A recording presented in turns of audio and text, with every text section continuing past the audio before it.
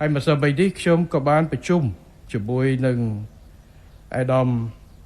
ហងជួននរុនអាដាមហេស៊ូនៅក្នុងការពង្រឹងមូលដ្ឋាននេះយើងមិនត្រឹមតែពង្រឹងសាលារបស់ក្រសួងអប់រំទេ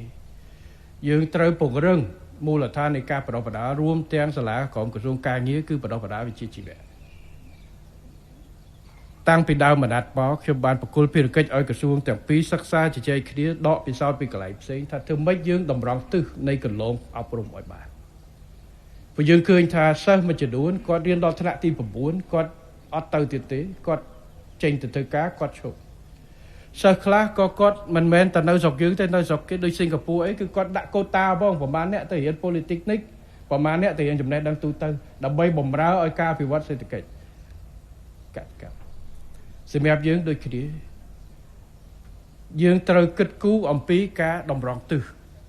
ប៉ុន្តែយើងមិនឈានទៅដល់ដូចសិង្ហបុរីគាត់ដាក់ច្បាប់គាត់ប្រហែលភាគរយត្រូវទៅនេះប្រហែលទេបាទ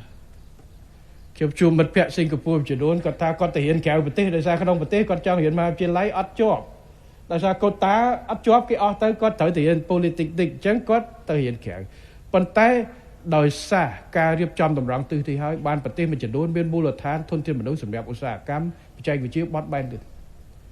សម្រាប់យើងត្រូវតម្រង់ទិសធ្វើយ៉ាងណាឲ្យកូនរបស់យើងក្មួយរបស់យើងចៅរបស់យើងគាត់អាចសម្រេចចិត្តនិងមានការគិតគូរនឹងជួយគាត់ដើម្បីសម្រេចចិត្តពីដើមពីមុនយើងមានដែរកម្មវិធីនេះប៉ុន្តែយើងចាប់ដល់ថ្នាក់ទីដូច12ចប់ហើយបានយើងតម្រង់ទិសអញ្ចឹងគាត់រៀន12ឆ្នាំហើយបានទៅខ្ញុំឲ្យគិតគូរឡើងវិញថាគួរតែផ្ដល់ការណែនាំនេះពីដើមបន្តិចទៅដើម្បីឲ្យគាត់សម្រេចចិត្តអញ្ចឹងគឺយើងបានដាក់ទិសដៅទៅថ្ងៃមុខគឺយើងចង់ឲ្យគាត់សម្រេចចិត្តក្រោយពីថ្នាក់ទី9គាត់ទៅណាអញ្ចឹងថ្នាក់ទី7ទី8យើងចាប់ផ្ដើមបញ្យលគាត់ណែនាំឲ្យឪពុកម្ដាយយល់បាទព្រោះចង្កាលនៅមានការយល់ច្រឡំថារៀនបណ្ដុះបណ្ដាលវិជ្ជាជីវៈទៅរៀនធ្វើកម្មករអត់ទេជំនាញបច្ចេកទេសនេះមិនមែនតែកម្មករនោះទេគឺមានជំនាញខាងអគ្គិសនីខាងបច្ចេកវិទ្យាចំនួនដែលអាចធ្វើទៅបាន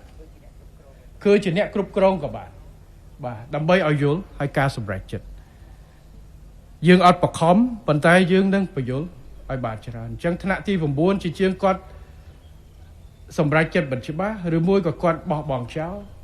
ឬមួយក៏គាត់ចេញទៅធ្វើការកន្លែងដែរអត់ទាន់មានជំនាញគ្រប់គ្រាន់យើងរៀបចំបែបទេប៉ុន្តែដើម្បីឲ្យដឹងឪពុកម្ដាយក៏បានយល់យើងនឹងខិតខំដើម្បីបញ្យល់ពីថ្នាក់ទី7ទី8ទី9ឲ្យគាត់ដឹងឲ្យគាត់ឃើញថាតើជំនាញយ៉ាងម៉េច